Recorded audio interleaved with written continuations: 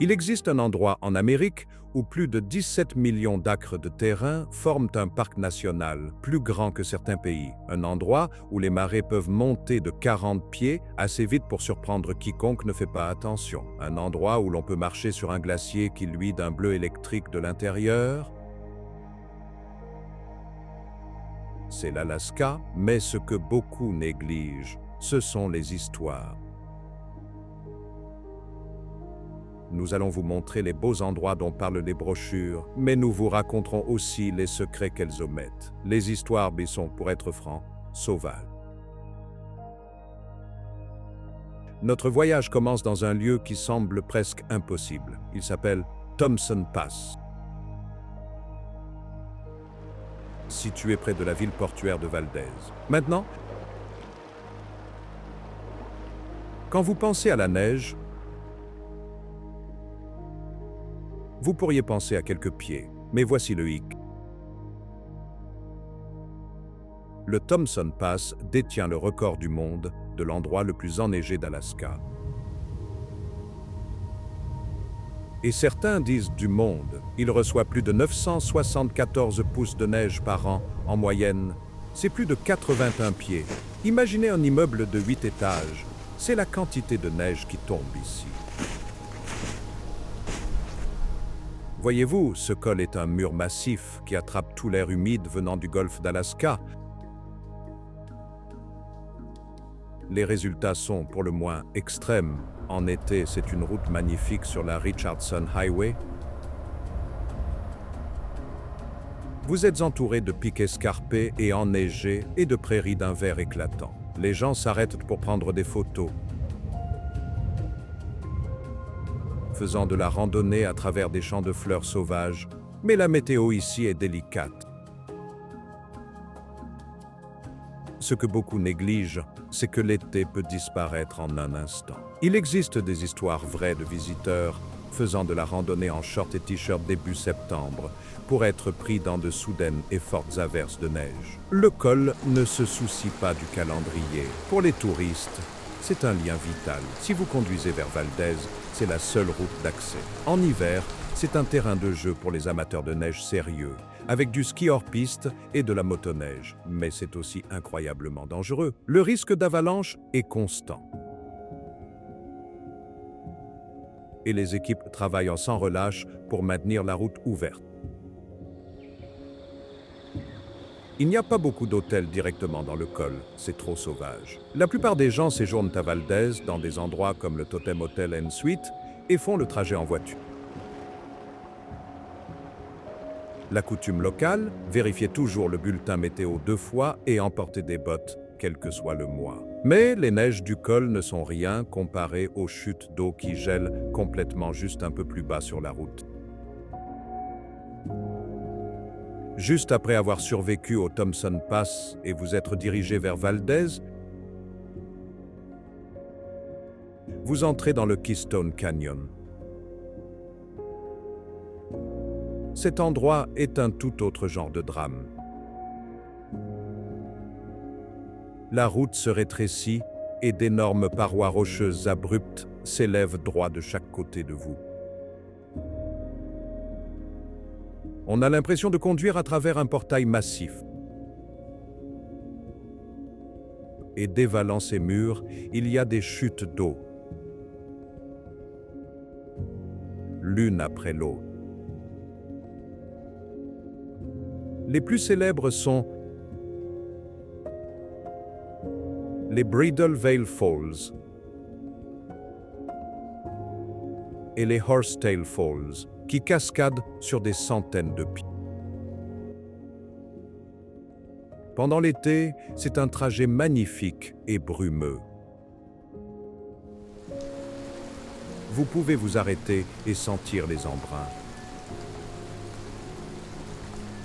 Mais ce que personne ne vous dit, c'est ce qui se passe en hiver. Toute cette eau s'arrête, elle gèle complètement, ces chutes d'eau massives se transforment en sculptures géantes de glace bleues et blanches, s'accrochant à la paroi rocheuse. C'est un spectacle époustouflant. Cela a rendu le canyon célèbre auprès d'un type de personnes très spécifique, les grimpeurs sur glace experts. Ces braves aventuriers viennent du monde entier pour escalader ces rivières gelées. Les habitants l'ont surnommé le Canyon des Cascades, parce que l'on peut voir plus de 10 chutes différentes directement depuis sa voiture. Pourtant, ce que beaucoup négligent, c'est que la plupart des foules de navires de croisière se dirigeant directement vers les bateaux à Valdez manquent entièrement cet endroit. Ils ne font pas le court trajet en voiture vers l'intérieur des terres. Pour les touristes, il y a plusieurs aires de stationnement pour s'arrêter et prendre des photos. La route est l'autoroute principale. Elle est donc facile d'accès. Quant à la nourriture, vous n'êtes qu'à quelques minutes de Valdez, où vous pouvez déguster un célèbre plat de fruits de mer dans un endroit comme The Fat Mermaid. Le canyon lui-même témoigne de la puissance de l'eau, qu'elle soit courante ou gelée, et ce canyon débouche près d'un port qui a autrefois été confronté à un désastre inimaginable. Quand vous quittez le Keystone Canyon, vous arrivez à Valdez. La première chose que vous voyez est le port de Valdez, et c'est l'un des sites les plus paisibles d'Alaska. De petits bateaux de pêche et des bateaux de tourisme tanguent doucement sur l'eau, et s'élevant presque droit depuis le rivage, se trouvent les montagnes Chugach, saupoudrées de neige même en été. Les photographes, voyez-vous, raffolent de cette vue, le reflet des montagnes dans l'eau calme et parfaite. Ce port est un port ouvert toute l'année. C'est le terminus de l'oléoduc de l'Alaska. Les pétroliers sont donc un spectacle courant, avec les ferries et les charters de pêche. Les vues d'aujourd'hui semblent presque inchangées par rapport à ce qu'elles étaient il y a des décennies. Ce qui est étonnant quand on connaît l'histoire. Mais voici le hic. Ce port calme cache un passé violent. En 1964, le tremblement de terre du Vendredi Saint, le plus fort jamais enregistré en Amérique du Nord, a frappé cette région. Les secousses étaient graves. Mais les tsunamis qui ont suivi étaient pires. Ils ont complètement remodelé le littoral et détruit la ville originale de Valdez. Toute la ville a dû être déplacée. Le Valdez que vous voyez aujourd'hui a été reconstruit à 4 miles de là, dans un endroit plus sûr. Le port, désormais si paisible, est un symbole de résilience. Pour les visiteurs, c'est le centre des excursions sur les glaciers et la faune. Vous pouvez réserver un voyage pour voir des otaries et des loutres directement depuis les quais. Vous pouvez séjourner dans des endroits comme le Best Western Valdez Harbor Inn, juste au bord de l'eau. Pour un plat local, essayez la chaudrée de saumon fumé au Wheelhouse Lounge, où vous pourrez regarder les bateaux aller et venir. Mais la véritable puissance de cette zone n'est pas dans le port, elle est dans le lac de glace juste au-delà. Juste à une courte distance en voiture de la nouvelle ville de Valdez, se trouve quelque chose qui semble préhistorique. C'est le Valdez Glacier Lake. Ce n'est pas juste un lac ordinaire. C'est une étendue d'eau turquoise et trouble qui est absolument remplie d'icebergs flottants. Ce ne sont pas de petits morceaux. Certains ont la taille d'une voiture ou même d'une petite maison. Ils se sont détachés du massif Valdez glacier à l'extrémité du lac. La caractéristique étonnante ici est la couleur.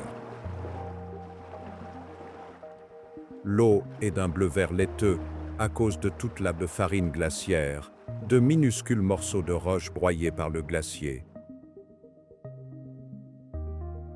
Et les icebergs eux-mêmes sont souvent d'un bleu électrique époustouflant. La meilleure façon pour un touriste de voir cela est en kayak. Vous pouvez en louer un en ville ou partir avec un guide. pagayer tranquillement parmi ces géants de glace flottants est une expérience que vous n'oublierez jamais. Vous pouvez vous approcher juste devant la face du glacier elle-même et l'entendre gémir et craquer. Un fait incroyable. À l'été 2020, le lac était un spectacle surréaliste. Un énorme événement de vélage où un morceau massif du glacier est tombé a étouffé tout le lac avec de la glace. Cela ressemblait à une patinoire solide, même par temps chaud. C'était un effet blanc total, que peu de gens ont pu voir à cause des restrictions de voyage. Pour les visiteurs, c'est un voyage facile. La route va directement au bord du lac. Il n'y a pas de bar ou d'hôtel ici, juste la nature pure et brute. Mais aussi énorme que soit ce glacier, ce n'est qu'une infime partie d'un parc qui défie l'imagination. Les gens parlent de Yellowstone ou de Yosemite, mais ce que personne ne vous dit, c'est que vous pourriez y faire tenir les deux, plus le Grand Canyon, à l'intérieur du Wrangell St. Elias National Park and Preserve. Et il vous resterait encore de la place. C'est le plus grand parc national des États-Unis, avec 13,2 millions d'acres. Il est plus grand que la Suisse entière. C'est une terre d'échelle massive. Ce parc contient 9 des 16 plus hauts sommets des États-Unis. C'est un paysage accidenté et brut de montagnes, de glaciers et de rivières sauvages. Pour le moins, ce n'est pas un endroit où l'on se contente de traverser en voiture. La meilleure façon de comprendre sa taille est de le voir depuis les airs. Les touristes peuvent faire un voyage en avion de tourisme depuis de petites villes comme McCarthy ou Chitina. Depuis un petit avion de brousse, vous pouvez voir des volcans, des champs de glace massifs et des pics qui semblent s'étendre à l'infini. Mais voici l'histoire inconnue. Ce parc n'est pas seulement une nature sauvage et vide. Éparpillées à travers le paysage se trouvent les ruines d'anciennes mines de cuivre du début des années 1900. La mine de Kennecott est la plus célèbre. Un bâtiment rouge massif accroché au flanc d'une montagne. C'est une ville fantôme. Les explorateurs et les randonneurs trouvent encore des outils rouillés et de vieilles reliques laissées par les hommes qui ont poursuivi la ruée vers l'or du Klondike. C'est un rappel d'un côté plus sauvage et oublié de l'histoire américaine, une époque où les gens risquaient pour un morceau de cette. Et alors que ce parc abrite des géants, l'une de ces rivières glacées est un endroit où l'on peut réellement marcher. Si vous conduisez sur la célèbre Glen Highway, vous ne pouvez pas manquer le glacier Matanuska. C'est une rivière de glace longue de 27 miles et ce qui la rend si spéciale, c'est qu'elle est l'un des rares glaciers aux États-Unis où l'on peut vraiment se rendre directement en voiture. Une courte route de gravier vous mène à un parking et de là, vous pouvez marcher sur la glace. Ce n'est pas juste une feuille plate de blanc. Le glacier est vivant, il bouge tous les jours. En marchant, vous voyez des fissures géantes appelées crevasses, qui brillent d'une lumière que l'on ne peut décrire que comme d'un bleu électrique. C'est comme regarder au cœur de la glace. Pour les touristes, c'est une activité incontournable. Vous pouvez engager un guide pour vous emmener en toute sécurité sur le glacier, en vous donnant des crampons à glace pour vos chaussures. Ils peuvent vous conduire à des caractéristiques étonnantes comme des grottes de glace, des tunnels sculptés par l'eau qui ressemblent à des cathédrales bleues.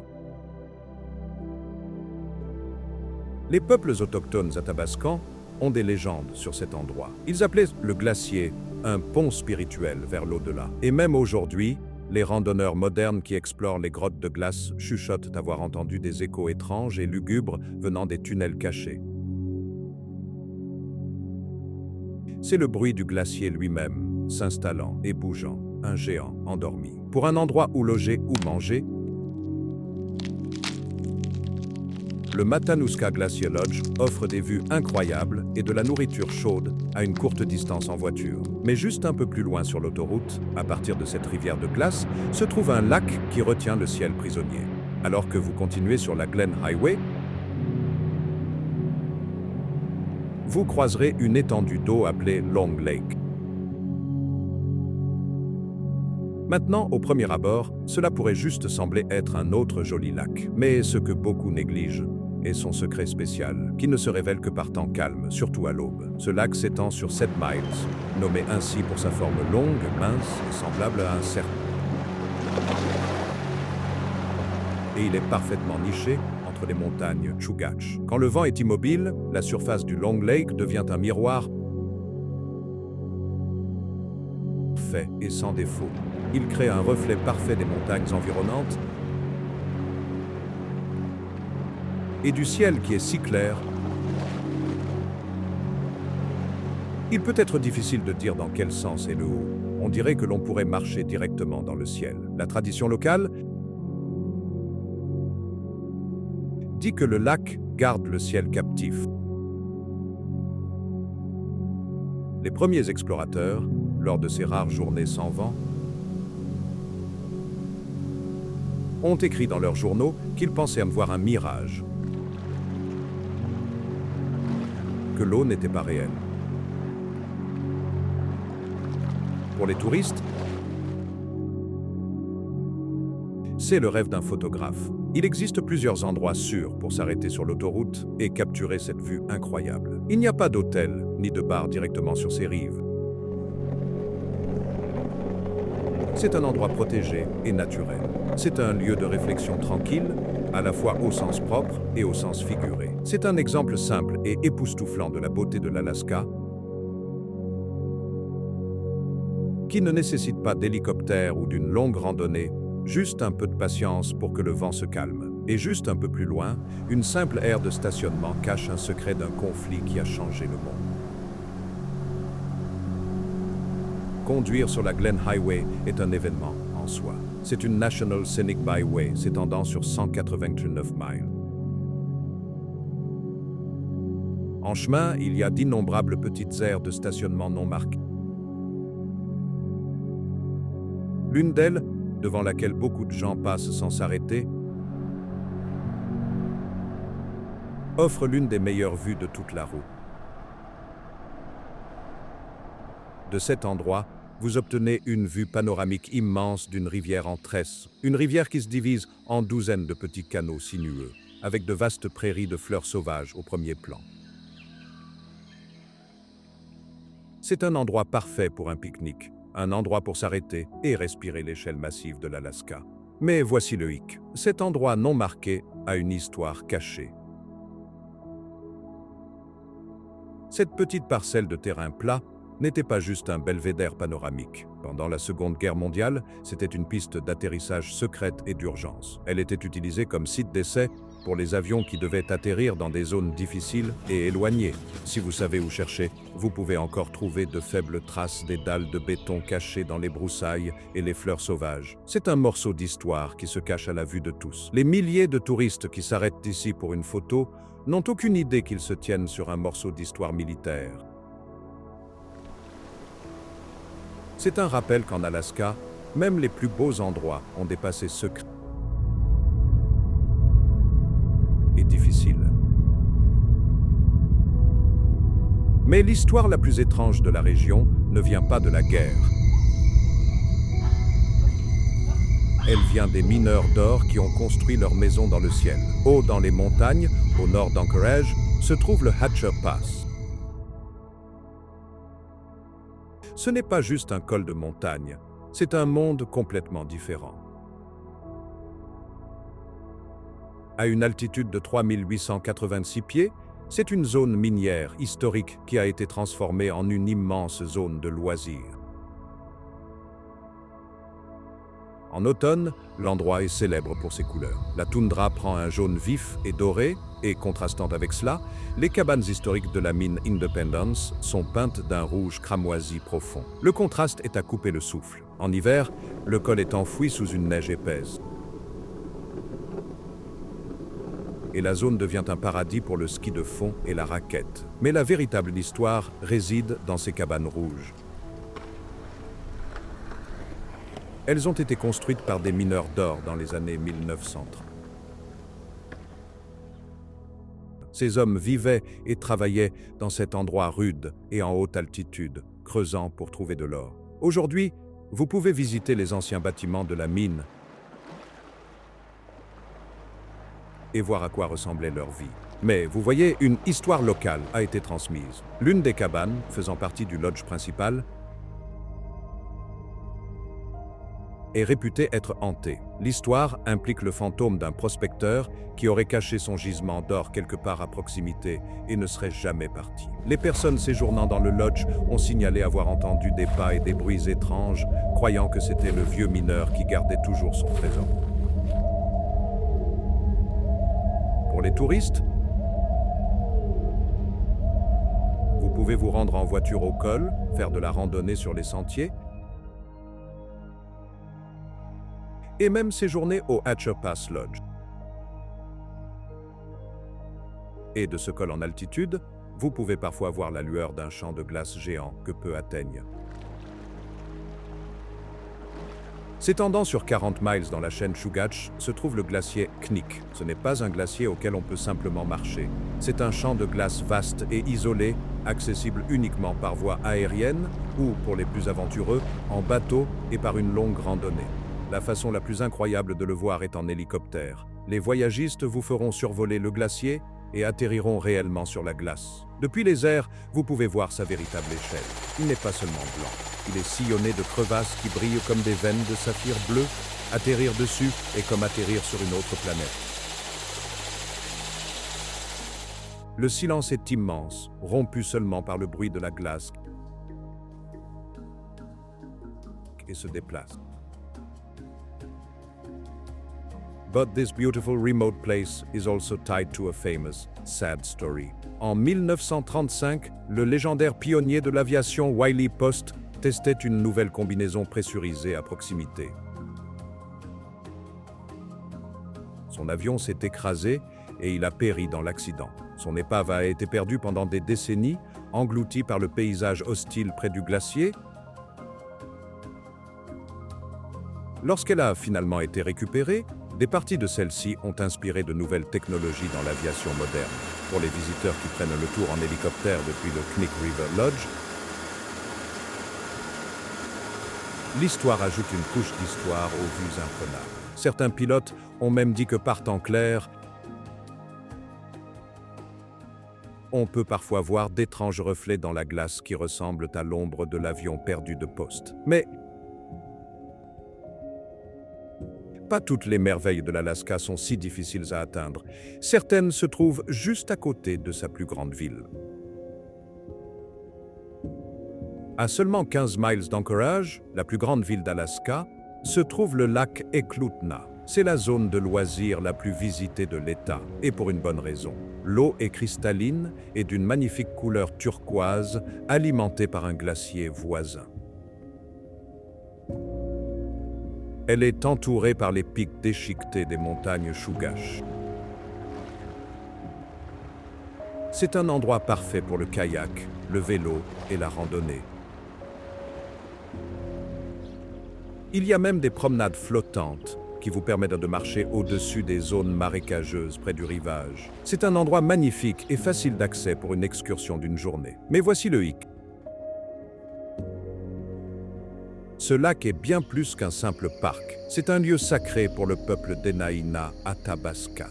La chose qui rend cet endroit vraiment unique se trouve à proximité, le parc historique d'Eklutna. Ici, vous trouverez un petit cimetière coloré, mais il ne ressemble pas à un cimetière normal. Au lieu de pierres tombales, il y a des maisons spirituelles peintes de couleurs vives.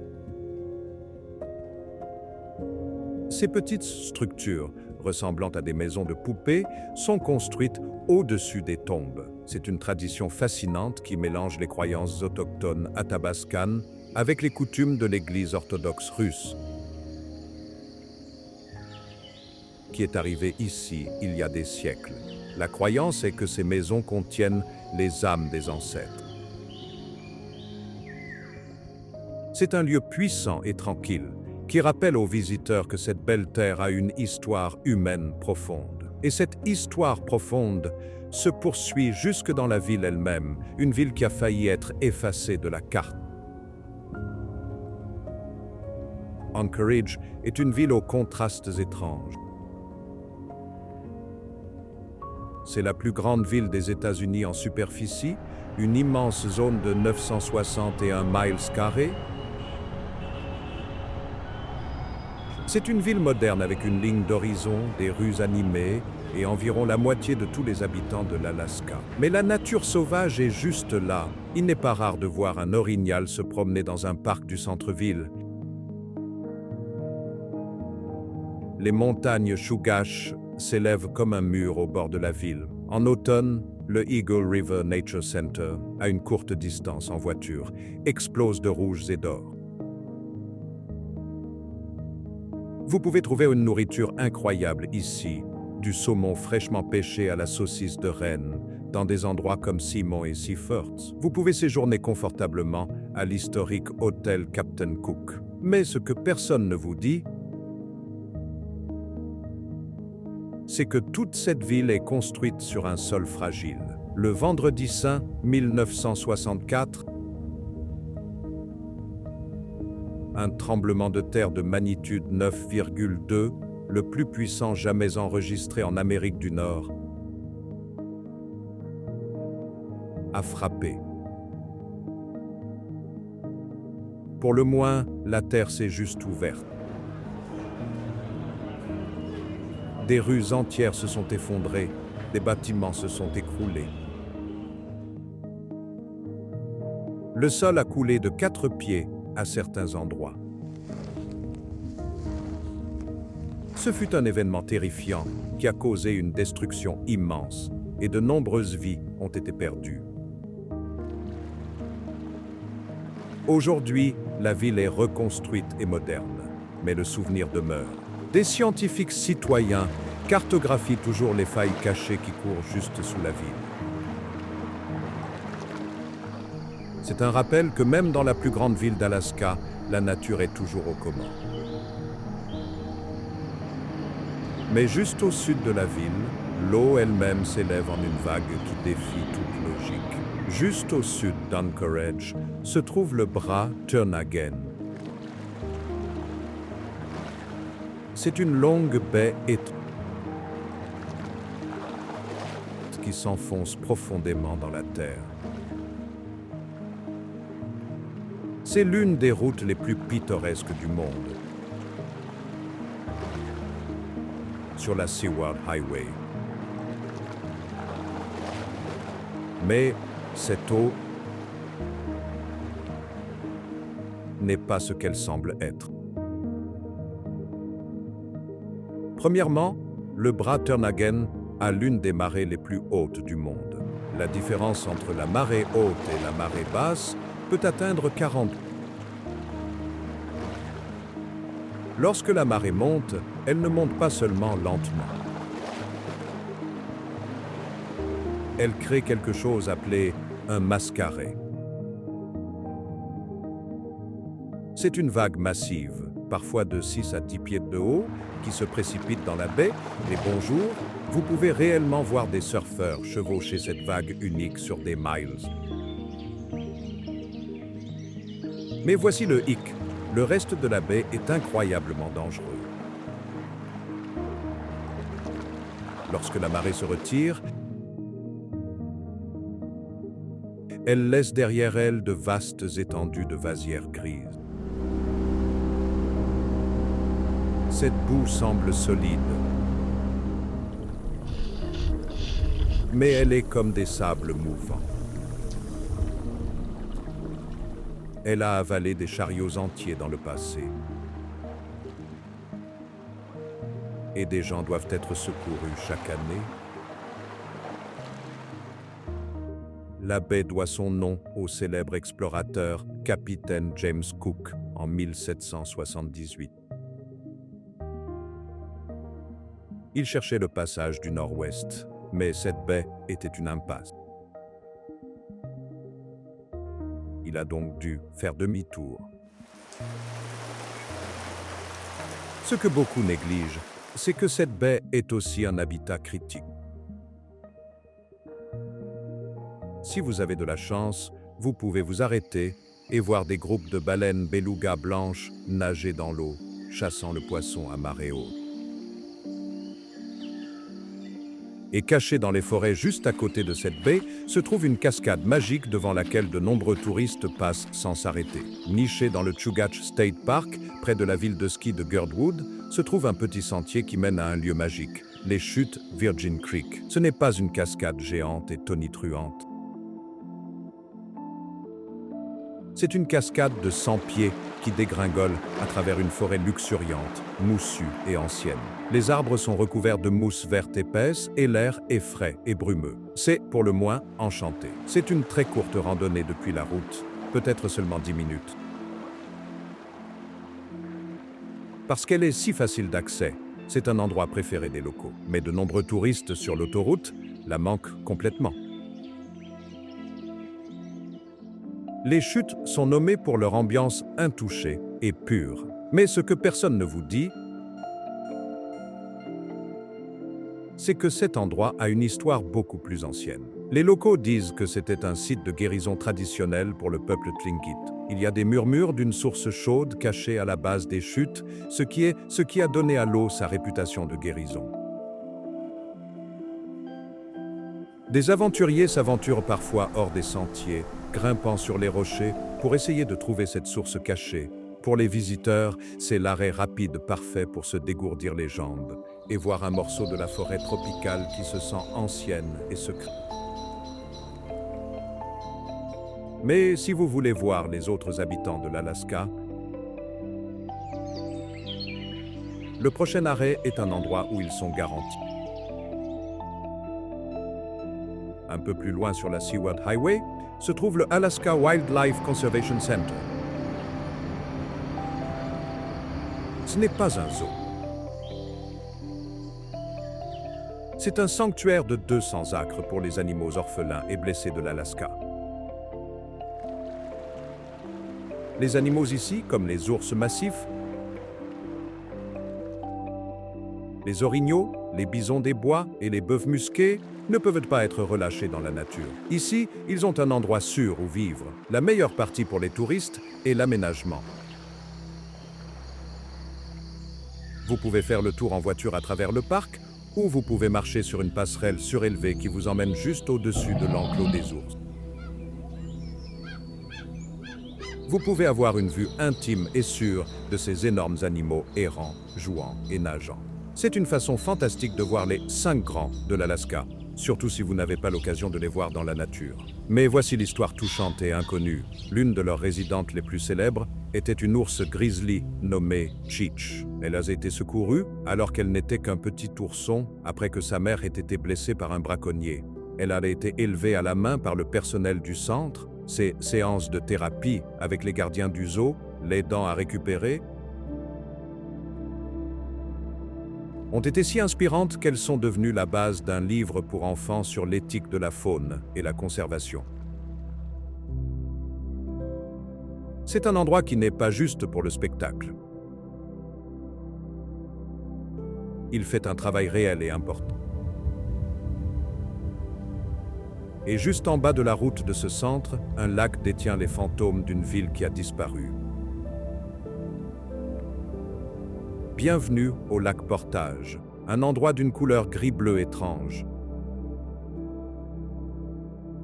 Cette couleur étrange provient de tout le limon glaciaire dans l'eau. Le glacier Shakespeare se profile au bout du lac, comme un rideau de Seine géant. Toute cette vallée est une leçon sur la rapidité avec laquelle l'Alaska peut changer. Jusqu'aux années 1960, il y avait une ville ici appelée Portage. Mais le tremblement de terre de 1964 a tout changé. Le tremblement de terre a fait couler la terre ici de 6 à 10 pieds. Toute la zone a été inondée par la marée montante et la ville a été détruite. Ses ruines étant maintenant sous la boue. Mais voici l'histoire vraiment folle. Le tremblement de terre a également, d'une certaine manière, asséché le lac original pendant la nuit, échouant des milliers de saumons. Le lac a finalement été rempli à nouveau, plus grand qu'avant. Mais il abrite maintenant un phénomène étrange. Les locaux parlent de poissons fantômes, qui sont de grands bancs de saumon qui apparaissent peut-être sur les sondeurs de poissons, mais disparaissent ensuite instantanément, se cachant probablement dans les tempêtes de limon épaisses et troubles au fond. Pour les touristes, la seule façon de voir le glacier de près est sur le MV Ptarmigan, une excursion en bateau qui traverse le lac. Le bateau vous amène juste à côté de la glace, et l'autoroute qui vous mène ici est considérée comme l'une des plus belles routes du monde. La Seaward Scenic Highway n'est pas juste une route, c'est la destination. Ce ruban de chaussée de 127 miles relie Anchorage à la ville côtière de Seward.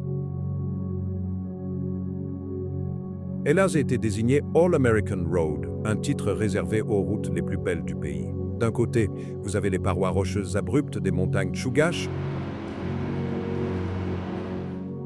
De l'autre, la route longe la côte spectaculaire du bras Turnhagen et ses fjords. Il y a des douzaines d'aires de stationnement le long du chemin. Vous pouvez vous arrêter pour observer les belugas, voir les mouflons de Dall grimper sur les falaises ou cueillir des baies sauvages à la fin de l'été. L'autoroute traverse la Kenai National Wildlife Refuge, offrant des vues incroyables sur les montagnes, les rivières et les glaciers. Mais voici l'histoire inconnue. Ce que beaucoup négligent, ce sont les petits monuments commémoratifs sur le bord de la route. Cette incroyable autoroute a été construite à la main dans les années 1950. Une partie importante du travail a été faite par les WAC, le corps d'armée féminin. Ces femmes ont fait le travail éreintant de tailler cette route dans le flanc de la montagne. Leurs histoires sont souvent oubliées, mais leur travail acharné a créé ce chef-d'œuvre d'ingénierie dont des millions de personnes profitent maintenant. Et cette autoroute mène à une petite ville où les avions atterrissent sur l'eau, juste à côté d'un quai historique. Le long de la Seward Highway, vous trouverez la petite communauté de Moose Pass. Avec seulement environ 200 résidents, il est tout facile de cligner des yeux et de la manquer. Mais cette ville est le centre de quelque chose d'étonnant, le tourisme aérien. La ville est construite autour du lac Trail et n'importe quel jour d'été, vous verrez des hydravions décoller et atterrir sur l'eau d'un bleu glacé, emmenant les touristes pour des voyages à couper le souffle au-dessus des glaciers voisins. L'endroit le plus photographié de la ville est le quai au Trail Lake Lodge. C'est un quai en bois parfaitement symétrique qui s'étend dans le lac magnifique, avec des hydravions amarrés à lui. C'est une image classique de l'Alaska. Mais ce quai a un secret. Ce n'était pas toujours juste un lodge touristique. Pendant la Seconde Guerre mondiale, ce lac a été utilisé comme base d'hydravions pour l'entraînement militaire. Ce que personne ne vous dit, c'est que des plongeurs ont récemment exploré le fond du lac. Ils ont trouvé des hélices submergées et d'autres pièces d'avions qui se sont écrasées ici pendant ces dangereux exercices d'entraînement. Aujourd'hui, c'est devenu un site unique et secret de plongée, avec tuba et de plongée sous-marine, pour ceux qui veulent voir un morceau d'histoire englouti. Et ce lac n'est qu'une partie d'une étendue d'eau beaucoup plus grande et plus étroite. À proximité, juste après le Moose Pass, l'autoroute longe le lac Kenai. C'est un lac massif, long de 23 miles et profond de plus de 850. Mais la première chose que vous remarquez, c'est la couleur. C'est une teinte turquoise vibrante, presque artificielle. Cette couleur provient du limon glaciaire et elle est si brillante qu'elle luit même les jours nuageux et pluvieux. Le lac est entouré de forêts d'un vert profond. Pour les touristes, il existe de nombreux sentiers menant à des criques isolées et à des plages cachées. C'est un endroit populaire pour la pêche et le camping. Mais c'est aussi un lieu de silence profond. Un voyageur a partagé l'histoire d'une randonnée en solo par un jour de pluie. Il a atteint une crique privée et le monde était complètement immobile. Il a trempé ses orteils dans l'eau glaciale, et le silence était si profond, a-t-il dit, qu'il se sentait comme si le lac lui-même murmurait les secrets des inondations anciennes qui l'ont sculpté. Et il a des secrets anciens. Ce que beaucoup négligent, c'est que toute cette zone est en train de s'élever. Alors que les glaciers massifs fondent, la Terre, libérée du poids de la glace, rebondit lentement. Ce rebond post-glaciaire révèle des choses qui ont été cachées pendant 10 000 ans, y compris tout un parc national rempli de forêts fantômes et de glaciers vivants. Au bout de la Seward Highway se trouve le parc national des fjords de Kenai. Ce parc est l'endroit où l'ère glaciaire se produit toujours. Il couvre plus de 669 000 acres. Et il abrite près de 40 glaciers qui s'écoulent du massif champ de glace Harding. C'est l'une des principales destinations de l'Alaska. Et la meilleure façon de le voir est en bateau. Les bateaux d'excursion quittent le port de Seward et vous emmènent profondément dans les fjords. Ici, vous voyez le véritable Alaska. Vous verrez des glaciers de marée, des glaciers qui se jettent directement dans l'océan. Vous entendrez le fracas tonitruant alors que des morceaux massifs de glace vèlent ou se détachent et tombent dans la mer. L'eau fourmille de vie.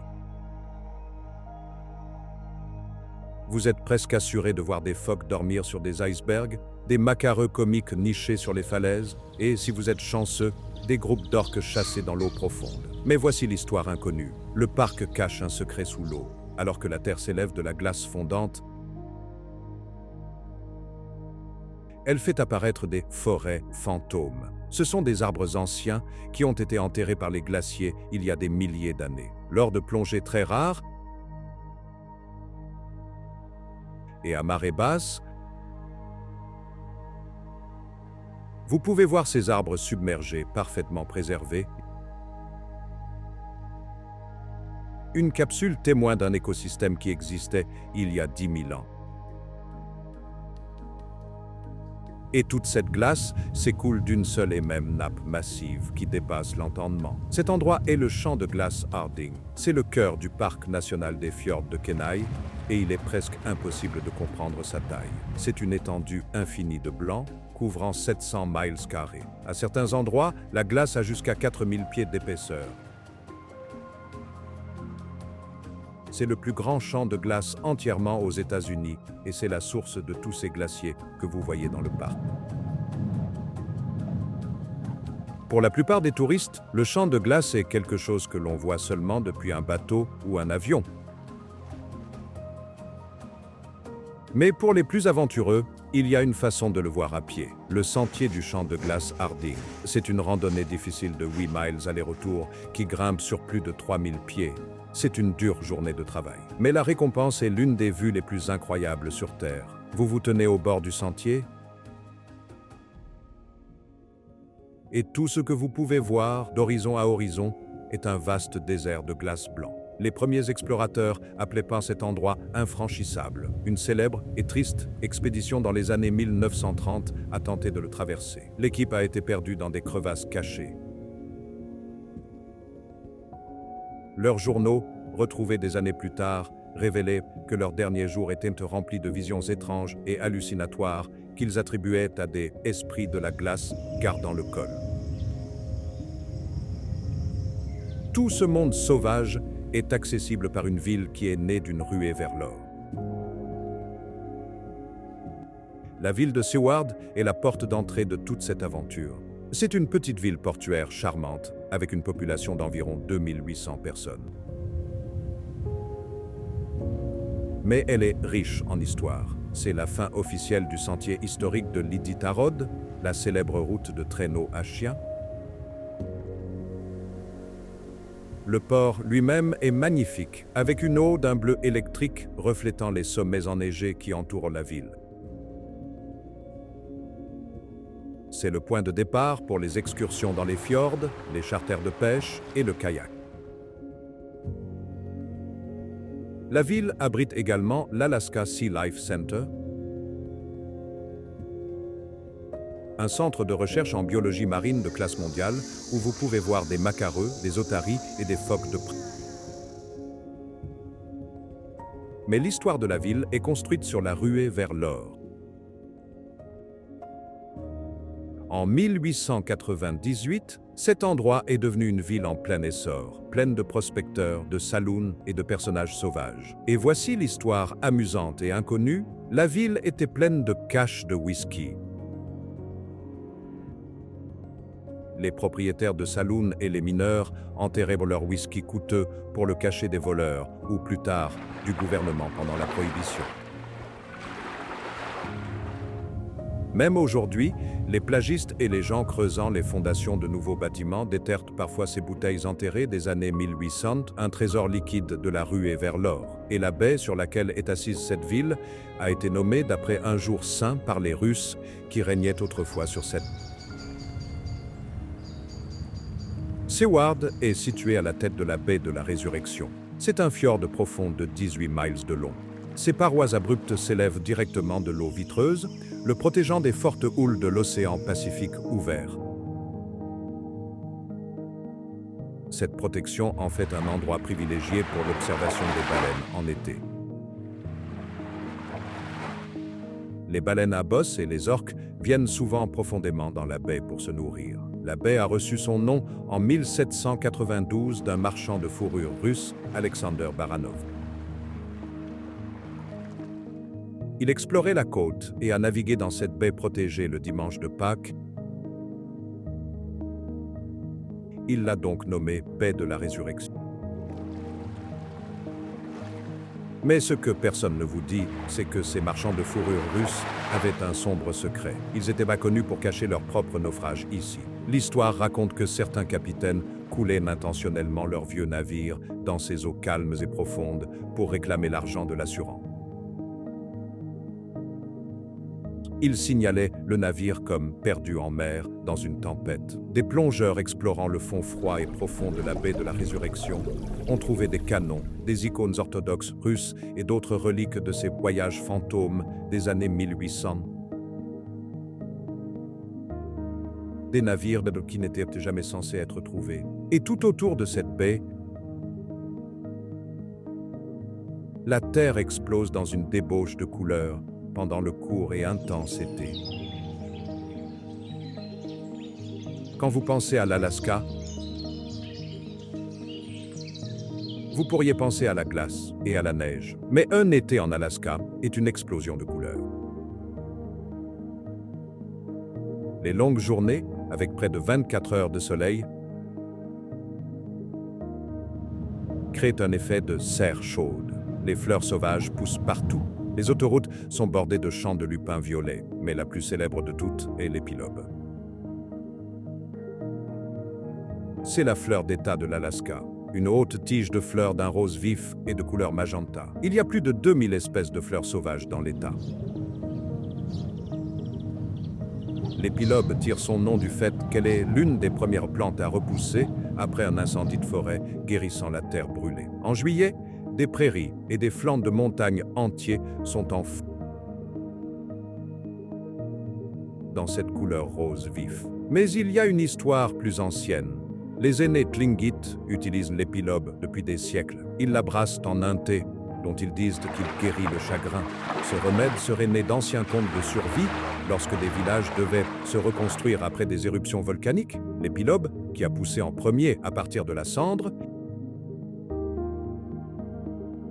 est devenu un symbole de résilience et de guérison. Un remède à la tristesse de ce qui a été perdu. Et cette résilience est ressentie tout au long de la côte. Sur une mince bande de terre qui s'avance de 5 miles dans la mer. À la toute fin de la Sterling Highway, il y a un endroit appelé le Homer Spit. C'est une barre de gravier étroite, longue de 4 miles et demi, qui s'étend dans les belles et froides eaux de la baie de Kachemak. C'est littéralement la fin de la route. C'est la plus longue flèche naturelle du monde. Le Spit est un endroit vibrant et original.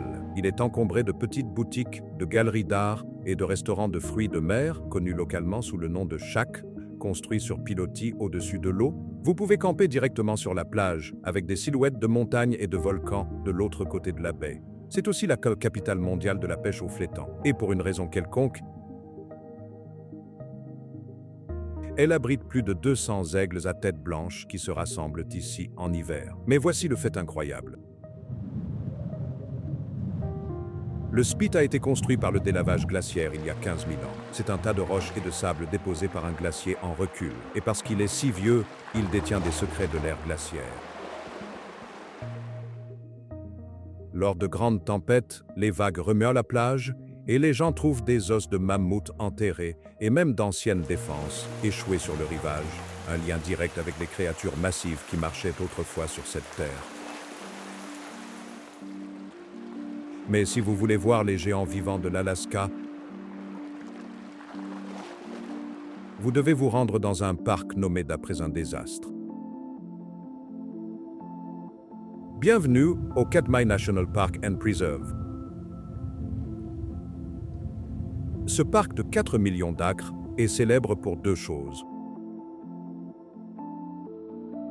Premièrement, il a été le site de l'éruption de Nova Rupta en 1912. La plus grande éruption volcanique du XXe siècle. Elle a créé la vallée des 10 000 fumées, un paysage de cendres et de vapeur.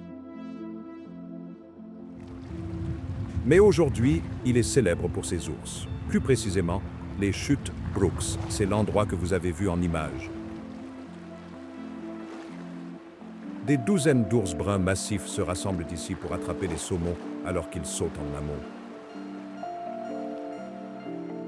C'est l'un des plus grands spectacles de la faune sur Terre. Le parc est devenu si célèbre pour cela qu'il organise la Semaine des ours gros en ligne chaque année. Un concours où les gens votent pour l'ours le plus dodu, se préparant pour l'hiver, mais voici un petit secret derrière le plaisir. L'un des ours bien connus du parc, le numéro 480, était un favori des fans. Ce que beaucoup ignoraient, c'est que dans les années 1990, il a survécu à l'attaque d'un braconnier. Il a été secouru et soigné par les rangers du parc lors d'une opération secrète. Il est devenu un symbole vivant des sauvetages discrets et secrets des rangers et de leur dévouement à la protection de ces animaux étonnants. Et aussi grands que soient ces ours, ils ont un cousin encore plus grand sur une île voisine, l'île Kodiak et l'île d'Émeraude de l'Alaska. C'est la deuxième plus grande île des États-Unis, avec plus de 3500 miles carrés. Contrairement au nord glacé, Kodiak est une forêt tropicale luxuriante et verte. Les montagnes brumeuses sont couvertes de forêts d'un vert profond qui s'étendent jusqu'aux baies d'un bleu cobalt. Mais l'île est bien sûr la plus célèbre pour ses résidents. Les ours Kodiak. Ce sont une sous-espèce unique d'ours bruns et ils sont les plus grands du monde. Ils peuvent se tenir debout sur leurs pattes arrière à plus de 10 pieds de hauteur et peser plus de 1500 livres. Ils ont été isolés sur cette île pendant des milliers d'années, devenant massifs grâce à la riche alimentation en saumon. Le peuple aleutique autochtone vit ici depuis plus de 7000 ans. Leurs légendes anciennes parlent de poissons géants qui s'échoueraient. C'était en réalité des baleines échouées. Les baleines fournissaient tellement de nourriture et de matériaux aux gens que cela a donné naissance à la riche tradition de sculpture de totems et d'art de l'île, comme une façon d'honorer ces dons massifs de la mer. Mais pour toutes les îles et les côtes de l'Alaska, son icône la plus célèbre est une seule montagne au centre de tout cela. Denali National Park and Preserve. C'est l'Alaska dont la plupart des gens rêvent. C'est 6 millions d'acres de terre sauvage. Une seule route, longue de 92 miles, pénètre en son cœur. C'est un parc où les animaux règnent. Vous verrez des loups, des ours grizzly, des orignaux et des troupeaux massifs de caribous errer librement. En automne, le sol de la toundra explose dans un tapis de rouge, d'orange et de jaunes ardents. Le parc abrite bien sûr la plus haute montagne d'Amérique du Nord, mais voici le hic, le parc est si massif et la montagne si haute qu'elle crée son propre système météorologique. Le résultat, seulement environ 30% des visiteurs voient réellement le sommet de la montagne. Le reste du temps, il est caché par une épaisse couverture de nuages. Le peuple athabascan autochtone, qui a nommé la montagne Denali, signifiant le grand, a toujours respecté son pouvoir. Une tentative d'escalade précoce en 1906 s'est terminée par un échec et une mutinerie. Les grimpeurs ont écrit dans leurs journaux qu'ils ont été repoussés par des esprits de la météo maudits qui semblaient garder la montagne, une histoire qui semble très réelle lorsque vous voyez les nuages tourbillonner autour de son sommet caché. Vous voyez, quand ce sommet apparaît, c'est l'un des spectacles les plus époustouflants et intimidants sur Terre, Denali. Pendant des années, elle a été appelée Mount McKinley, mais elle a été rendue à son nom athabascan d'origine. C'est le roi de toutes les montagnes d'Amérique du Nord. Elle se dresse à 21 310 pieds. Mais ce qui la rend si massive n'est pas seulement sa hauteur, c'est son relief. La plupart des grandes montagnes commencent sur un plateau élevé. Le Denali s'élève presque droite à partir d'une plaine base de 2000 pieds, ce qui signifie que vous voyez près de 18 000 pieds de montagne. C'est un mur de glace et de roches qui défie la croyance. Seulement environ 1000 personnes tentent de l'escalader chaque année, et seulement environ la moitié y parvient. Le camp de base est à 7200 pieds, même les jours rares et parfaitement clairs, où la montagne est entièrement visible depuis la route du parc. Son sommet est souvent enveloppé d'un nuage lenticulaire, un étrange nuage en forme de lentille, qui repose sur le sommet comme un capuchon. Les pilotes qui effectuent du détour en avion de tourisme autour de la montagne ont signalé un phénomène étrange. Des mirages du sommet. Par temps clair mais venteux, les cristaux de glace dans l'air peuvent donner l'impression que les grimpeurs près du sommet disparaissent simplement dans le brouillard. Ou qu'il y a des grimpeurs fantômes sur les crêtes. C'est une illusion d'optique qui fait écho au vieux mythe des expéditions perdues. Mais vous n'avez pas besoin de grimper cette montagne pour en avoir une vue incroyable. Perché sur un petit affleurement rocheux, appelé Nunatak, entouré par le massif glacier Ruth dans le parc national de Denali, se trouve le Sheldon Chalet. Ce n'est pas une cabane rustique, c'est l'un des écolodges les plus éloignés et les plus luxueux de la planète. Pour arriver ici, vous devez prendre un hélicoptère spécial. Il n'y a pas de route, pas de sentier. Le chalet est conçu pour une chose: la vue. Les murs sont des fenêtres, vous offrant un panorama de 360 degrés sur le Denali et ses sommets environnants. Il est si éloigné qu'il se trouve sous l'un des points les plus minces de la troposphère.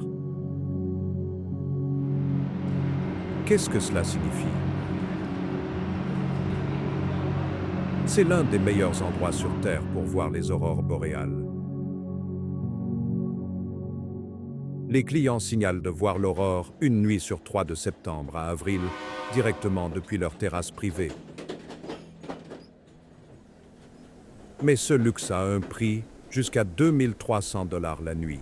L'histoire inconnue, le chalet a été construit par une famille pour honorer leur ancêtre, Don Sheldon, un légendaire pilote de brousse de l'Alaska qui s'est écrasé à proximité.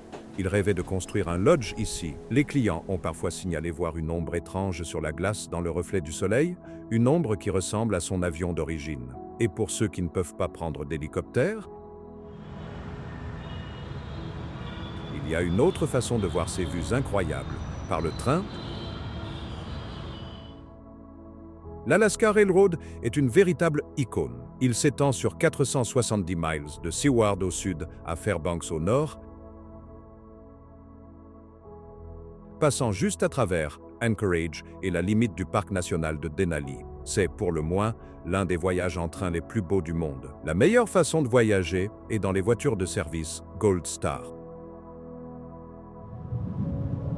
Ce sont des voitures à 2 étages, avec des plafonds en dôme de verre. Cela signifie que vous obtenez une vue de 360 degrés, alors que le train glisse à travers des canyons isolés, sur des ponts massifs et au-delà de vallées que vous ne pouvez tout simplement pas voir depuis aucune route. Le train doit ralentir pour les orignaux et les ours sur les voies. Mais ce chemin de fer historique a un passé secret. Les voies ont été construites dans les années 1920, suivant les anciennes routes minières. Pendant la Prohibition, lorsque l'alcool était illégal, ce train était le principal moyen de faire passer en contrebande du whisky de contrebande dans l'intérieur éloigné de l'Alaska. Des trains de minuit, circulant sans lumière et avec des horaires non officiels, transportaient de la cargaison secrète. Les contrôleurs et les ingénieurs étaient tous dans le secret, créant un réseau caché qui maintenait les camps miniers isolés approvisionnés en leurs boissons interdites. Et ce train vous mènera au nord, vers une ville qui est la capitale des aurores boréales. Près de Fairbanks, dans le cœur sombre et profond de l'Alaska, se trouve un endroit appelé Borealis Base Camp. Ce n'est pas un hôtel normal. C'est un ensemble de cozy-iglous modernes à dôme de verre installés au milieu d'une forêt boréale de 100 acres.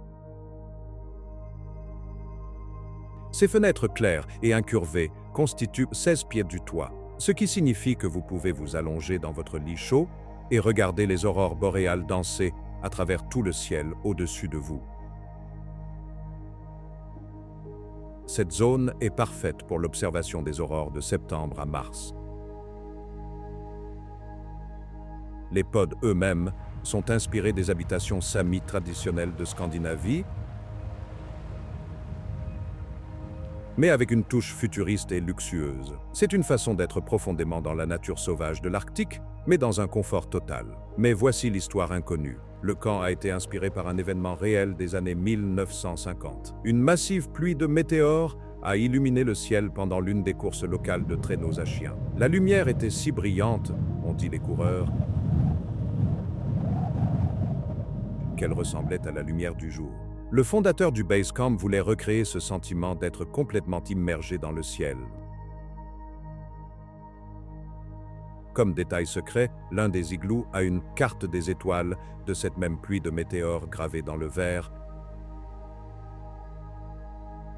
un hommage caché que seulement quelques-uns connaissent. Et si un igloo de verre n'est pas votre style, il existe une autre façon, plus chaude, de regarder l'aurore à proximité. À environ 60 miles de Fairbanks, au bout d'une longue route, se trouve le Chena Hot Springs Resort. Cet endroit est célèbre. Imaginez-vous assis dans une immense piscine extérieure d'eau minérale chaude naturelle,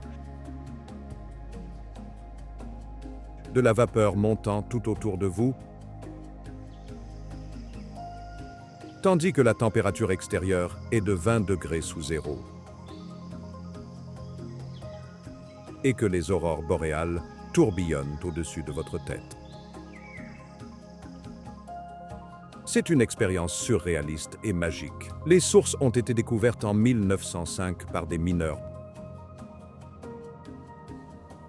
Ils souffraient de rhumatisme et d'autres douleurs. Et ils ont entendu des légendes locales d'une source de remède miracle. Ils l'ont trouvé et le resort est né. Aujourd'hui, le resort est également célèbre pour son musée de glace. C'est un bâtiment maintenu gelé toute l'année, rempli de sculptures de glace étonnantes. Vous pouvez même prendre un verre au bar de glace, servi dans un verre fait de glace. Mais voici l'histoire que beaucoup de gens ne connaissent pas. Les mineurs originaux qui se baignaient ici croyaient vraiment que l'eau était magique. Ils s'y trempaient pendant des jours. Dans une grotte cachée près de la source originale, des guides ont trouvé une paire de bottes de prospecteurs pétrifiées des années 1910, les minéraux de l'eau les ayant rendus durs comme de la roche au fil des décennies. Mais pour voir le vrai nord, vous devez laisser les resorts derrière vous et prendre une seule et solitaire autoroute. C'est la James W. Dalton Highway. C'est une route de 414 miles, principalement en gravier, qui va de juste au nord de Fairbanks jusqu'à la baie de Prudhoe et l'océan Arctique. Cette route a été rendue célèbre par l'émission de télévision Ice Road Truckers.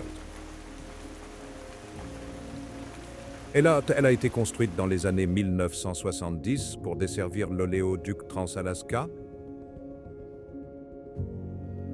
et le pipeline géant serpente le long de la route toute sa longueur. C'est une route vers nulle part. C'est un lieu d'isolement surréaliste et vide. Vous conduisez à travers la toundra arctique sans fin. Il n'y a presque aucun service. En fait, il y a un tronçon de 240 miles de long sans une seule station-service, restaurant ou hôtel. C'est le plus long écart entre les services sur n'importe quelle autoroute en Amérique du Nord. Les camionneurs qui conduisent cette route sont une race spéciale, et ils ont leurs propres histoires. Ils parlent de fantômes du pipeline. Ce sont des mirages, surtout pendant les hivers froids et sombres, qui ressemblent aux figures des travailleurs pétroliers des années 1970, les hommes qui ont construit le pipeline. Ils disent qu'ils les voient marcher le long de la route pour disparaître lorsque le camion s'approche. Et cette route est le seul moyen de se rapprocher du parc national le plus isolé et le plus vierge d'Amérique. Gates of the Arctic National Park and Preserve. Le nom dit. Ce parc est entièrement au-dessus du cercle arctique. C'est 8,4 millions d'acres de nature sauvage, brute et accidentée. Et voici le hic. Il n'y a pas de route, pas de sentier, pas d'installation, pas de terrain de camping, rien. C'est le parc national le plus au nord des États-Unis et l'un des derniers endroits véritablement sauvages sur Terre. Le parc est dominé par les pics déchiquetés de la chaîne Brooks. Le nom Porte de l'Arctique a été donné par un explorateur qui a vu deux montagnes qui semblaient garder le passage vers le nord profond. Pour visiter ici, vous devez être transporté par un avion de brousse et laissé seul, ou vous devez faire de la randonnée depuis la Dalton Highway. Le peuple Gwich'in, qui vit sur cette terre depuis des milliers d'années, a des légendes sur cet endroit. Leur tradition met en garde contre les esprits du vent qui vivent dans les cols. Ces esprits, disent-ils, sont rusés et puissants, et ont autrefois piégé un groupe d'explorateurs dans un blizzard éternel pour avoir manqué de respect à la terre. C'est un endroit qui n'accueille pas les humains et exige le respect. Mais la nature sauvage de l'Alaska n'est pas seulement dans le nord, elle est aussi dans les fjords époustouflants du sud-est. Le Glacier Bay National Park and Preserve est un site du patrimoine mondial de l'UNESCO dans le sud-est de l'Alaska. C'est une baie massive, de plus de 1000 miles carrés, remplie de glaciers de marée.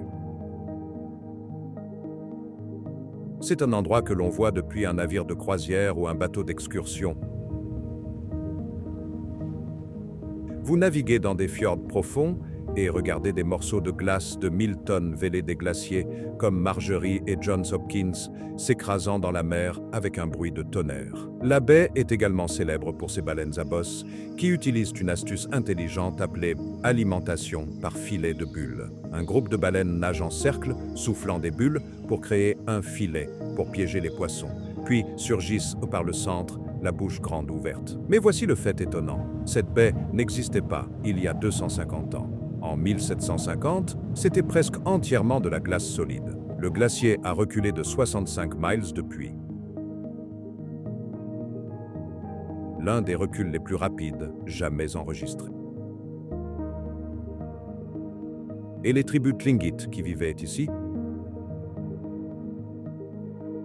ont des histoires orales qui racontent cette histoire exacte. Leurs ancêtres ont dû fuir la glace qui avançait dans leurs canoës. Leurs histoires décrivent des rivières de tonnerre et le monstre de glace qui a englouti leur patrie. Une description parfaite du petit âge glaciaire qui est maintenant, enfin, en train de se terminer. La capitale de tout l'Alaska est une ville dans cette région où l'on ne peut même pas se rendre en voiture.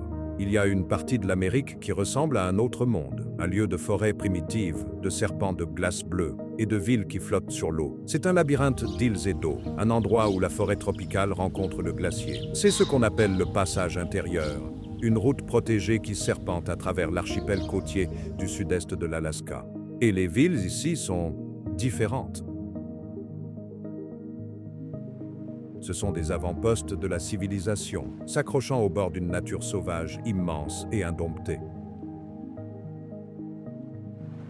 Pour arriver ici, vous devez laisser la terre derrière vous. Parce que là où nous allons, il n'y a pas de route.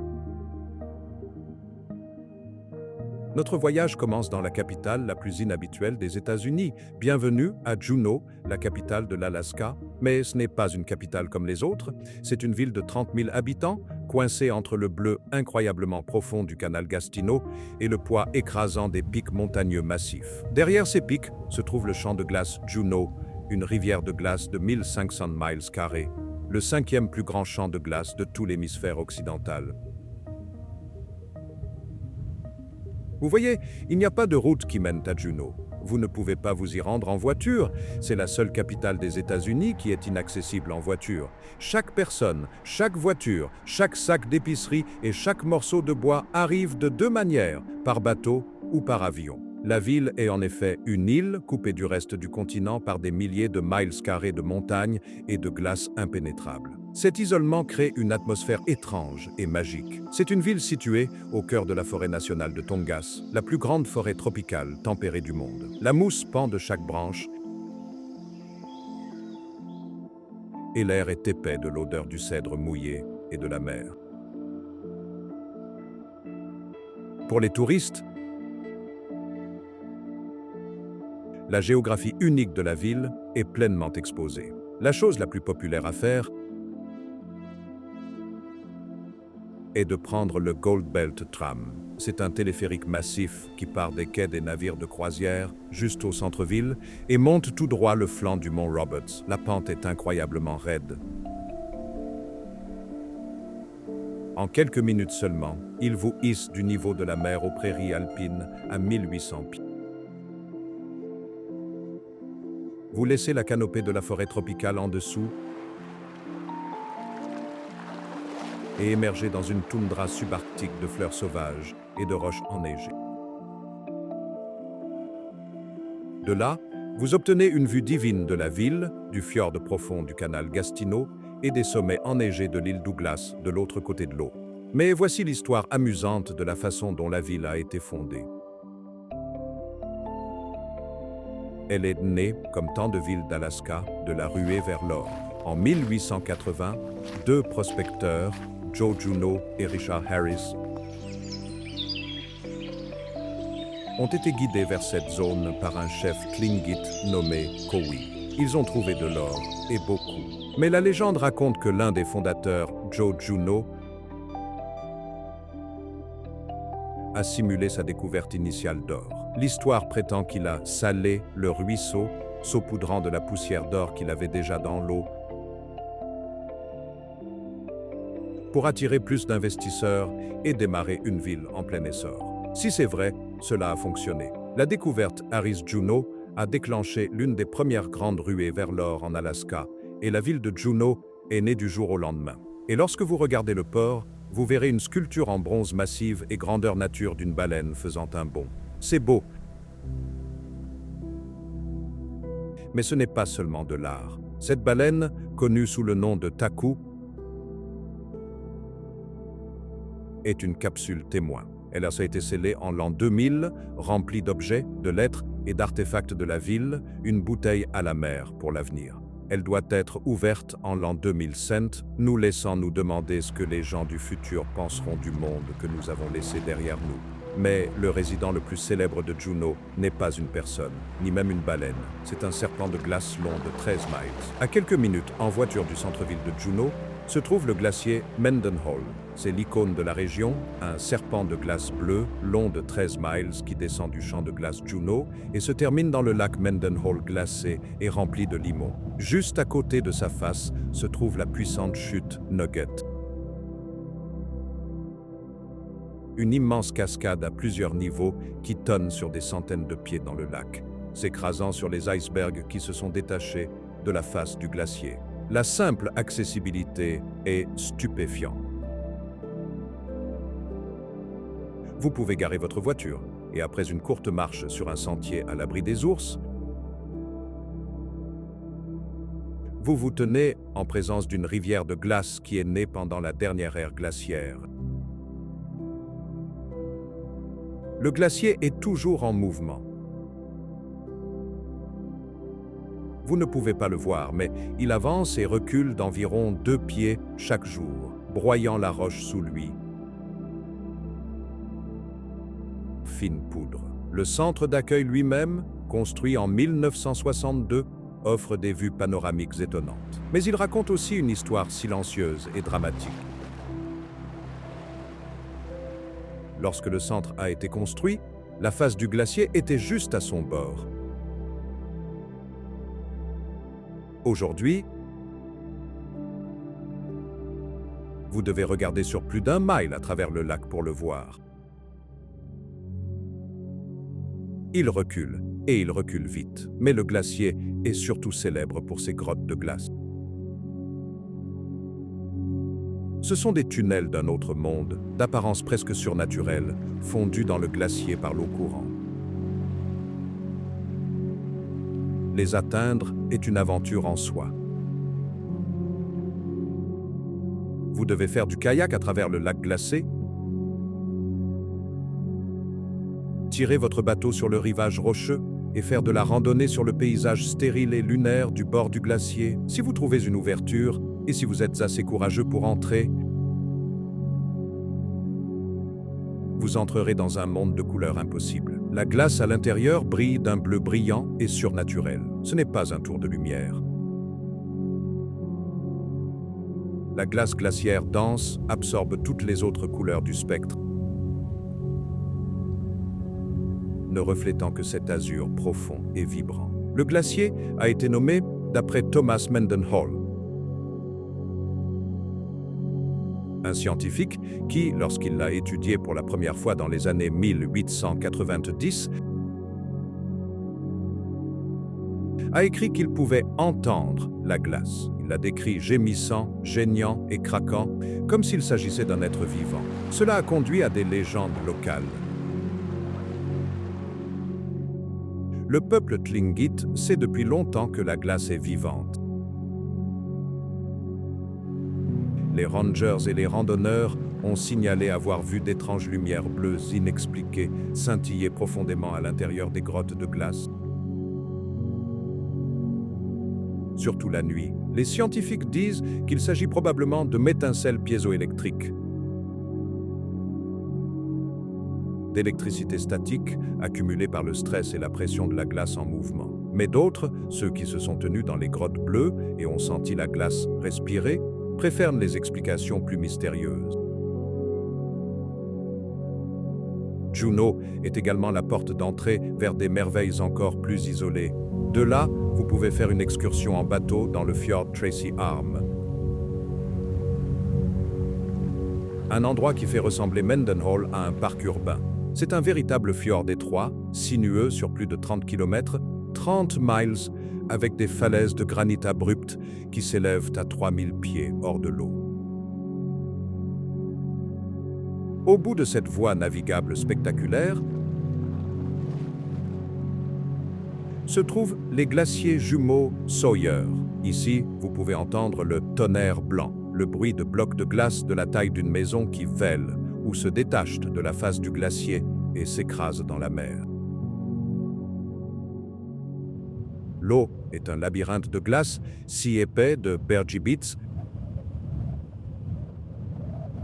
que les bateaux doivent se frayer un chemin avec précaution. Les phoques communs utilisent ces morceaux de glace flottants comme pouponnières et vous pouvez en voir des centaines avec leurs petits, se reposant à seulement quelques mètres du glacier. C'est un rappel viscéral et puissant de la puissance brute de l'ère glaciaire qui a sculpté toute cette... Mais pour trouver la véritable histoire de cette région, vous devez voyager vers le sud, vers une ville où la Russie et l'Amérique se sont affrontées. Bienvenue à Sitka, une ville brumeuse et magnifique sur un ensemble d'îles. Cet endroit est différent du reste de l'Alaska. Il est situé sur un fond spectaculaire. Un volcan endormi, le mont Edgecumbe, s'élève de l'océan comme une peinture japonaise parfaite. La ville est adossée à des collines boisées, et ses plages sont faites de sable volcanique noir. Mais la vraie différence est la culture. Sitka était l'ancienne capitale de l'Amérique russe. Avant l'achat de l'Alaska, c'était la ville la plus importante des colonies nord-américaines de l'Empire russe, connue sous le nom de Nouvel-Archange. Et cette influence russe est partout. Vous pouvez voir les flèches vertes en dôme d'oignon de la cathédrale Saint-Michel en plein centre-ville. C'est la première cathédrale orthodoxe russe construite dans le Nouveau Monde. En 1966, un incendie a balayé le centre-ville de Sitka et a brûlé la cathédrale jusqu'au sol, mais les habitants de la ville, russes, Tlingit et américains, ont formé une chaîne humaine dans la nuit glaciale, courant dans le bâtiment en feu pour sauver les icônes et les peintures religieuses inestimables, vieilles de 200 ans. La cathédrale a été reconstruite et ces mêmes icônes sont de retour à l'intérieur aujourd'hui. C'est l'endroit même où l'Alaska a été officiellement remis de la Russie aux États-Unis en 1867, un accord surnommé la folie de Seward, parce que tant d'Américains pensaient que l'Alaska était un terrain vague de glace sans valeur. La cérémonie de transfert tenue sur la colline du château a été notoirement maladroite. L'histoire raconte que lorsque le drapeau russe a été abaissé, il s'est coincé et un soldat russe a dû grimper sur le mât pour le couper. Sitka abrite également le parc historique national de Sitka, un lieu d'une beauté tranquille et profonde. Il détient la plus grande et la plus ancienne collection de totems Tlingit et Haida aux États-Unis. Ces poteaux massifs et sculptés, dont certains ont plus de 100 ans, bordent un beau sentier silencieux à travers la forêt tropicale. Marcher sur ce sentier des totems donne l'impression de marcher dans une cathédrale en plein air, avec les gigantesques épinettes et pruches couvertes de mousse qui s'élèvent au-dessus de la tête. Mais ce parc est aussi le site d'un événement célèbre et triste. La bataille de 1804. Ce fut le dernier conflit armé majeur entre le peuple Tlingit autochtone et les marchands de fourrure russes. Le Tlingit défendait sa maison ancestrale contre les Russes qui empiétaient, qui avaient des canons et des mousquets. Le Tlingit avait un fort en bois.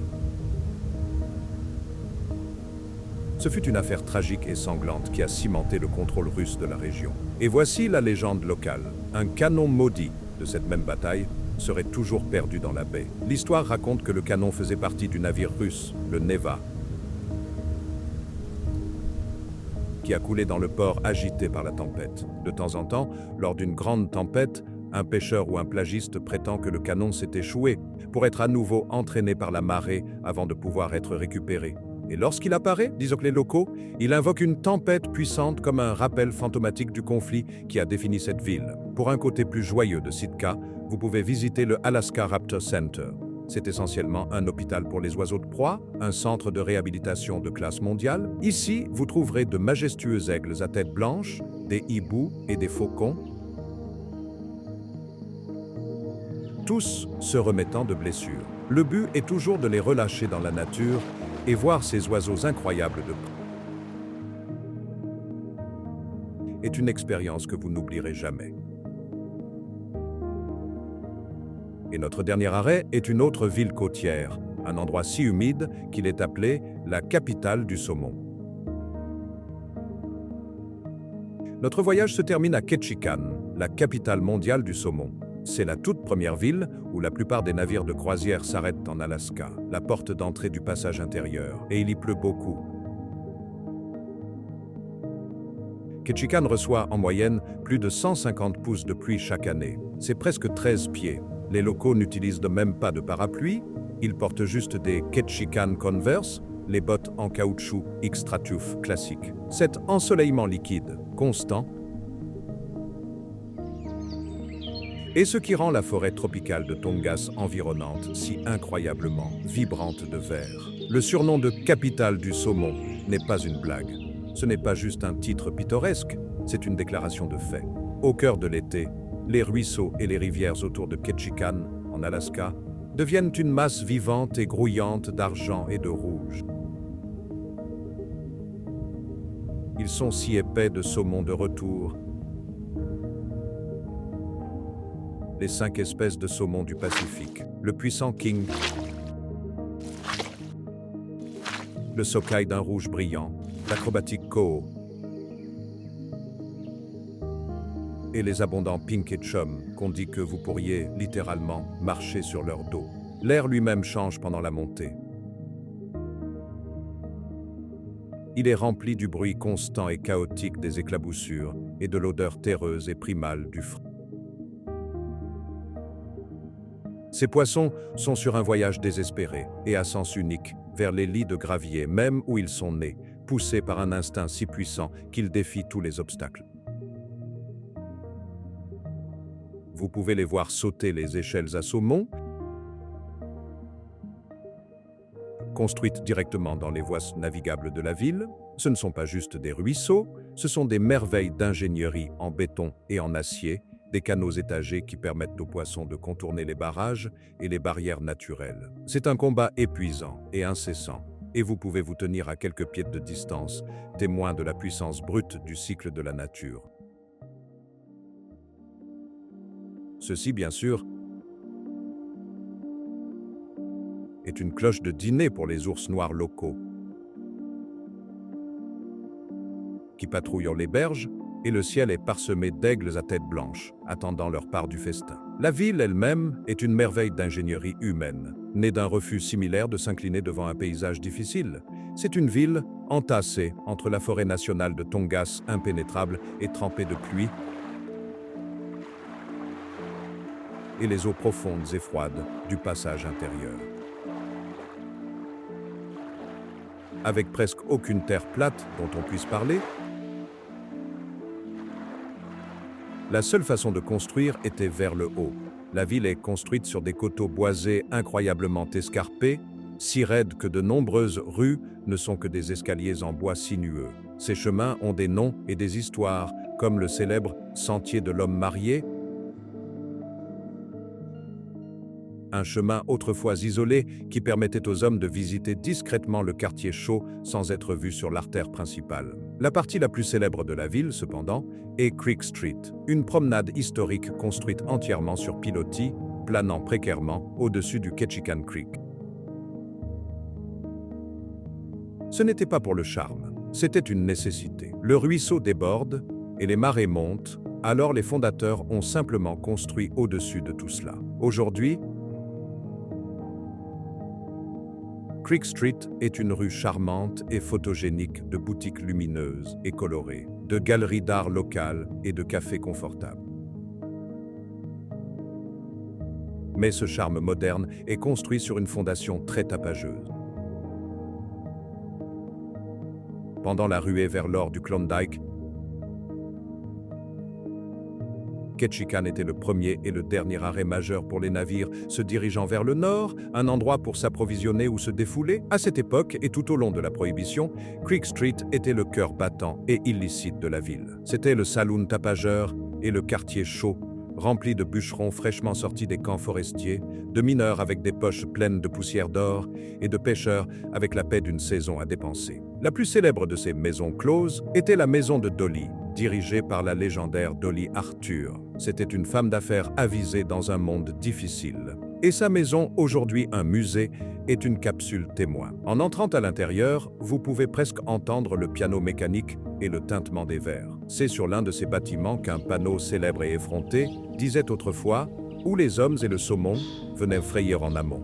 C'était littéral. Le ruisseau en dessous était plein de poissons. Mais tout le monde en ville savait ce que cela signifiait vraiment. Mais aussi incroyable que soit l'histoire de la ville, le véritable facteur époustouflant se trouve juste à l'extérieur de la ville. le Misty Fjords National Monument. C'est une réserve naturelle qui fait que même les plus grands paysages créés par l'homme se sentent petits et insignifiants.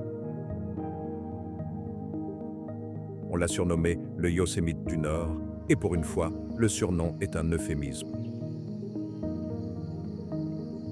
C'est une vaste nature sauvage de falaises de granit abruptes de 3000 pieds, de vallées remplies de mers sculptées par d'anciens glaciers et de cascades tonitruantes qui tombent directement dans l'océan. Ces fjords ont été récurés de la roche par des rivières de glace massives. Et lorsque la glace a fondu, la mer s'est engouffrée, créant un labyrinthe de voies navigables profondes, sombres et silencieuses. La meilleure façon de le voir est en kayak, ou encore mieux, un hydravion qui peut décoller du port et s'envoler au-dessus de la cime des arbres avant d'atterrir sur un lac de montagne isolé et vitré. Le rugissement du moteur fait écho sur les parois rocheuses. Et puis, lorsque le pilote coupe le moteur,